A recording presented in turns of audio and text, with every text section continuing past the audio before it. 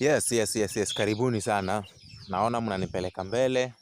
Dali endeleeni kwa hivyo. Hapa kuna aina tatu ya aina mbili ya kuku. Andika hapo comment section ni aina ngapi unaona na ni type gani unajua. Tujuane kwa comment section.